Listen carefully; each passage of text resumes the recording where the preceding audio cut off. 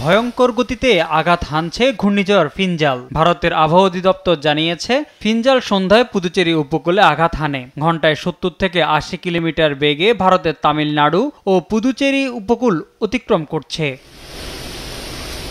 ঘূর্ণিঝড়ের কারণে উত্তাল সাগর। পুদুচেরি উপকূলে ব্যাপক ক্ষয়ক্ষতির আশঙ্কা করছে ভারতের আবহাওয়া অধিদপ্তর। ভারী বৃষ্টিপাত ও ঝড়ো আবহাওয়ার কারণে সীমাহীন দুর্ভোগে পড়েছেন স্থানীয়রা। তামিলনাড়ুর বেশ কয়েকটি জেলায় বন্ধ করে দেওয়া হয়েছে শিক্ষা প্রতিষ্ঠান। চেন্নাইতে বাড়িঘরের পাশাপাশি হাসপাতালেও ঢুকেছে পানি। ঝড়ো আবহাওয়ার কারণে বন্ধ করা হয়েছে চেন্নাইয়ের ফ্লাইট। বিমানবন্দরে কিছু অংশ প্লাবিত হয়েছে। একাধিক ফ্লাইট বাতিলের কারণে ক্ষতিগ্রস্ত হয়েছে শত শত যাত্রী। রোববার ভোর 4টা পর্যন্ত বিমানবন্দরে কার্যক্রম বন্ধ থাকবে। ঘূর্ণিঝড়টি আঘাত হানার আগে শত শত মানুষ চলে গেছে আশ্রয় কেন্দ্রে।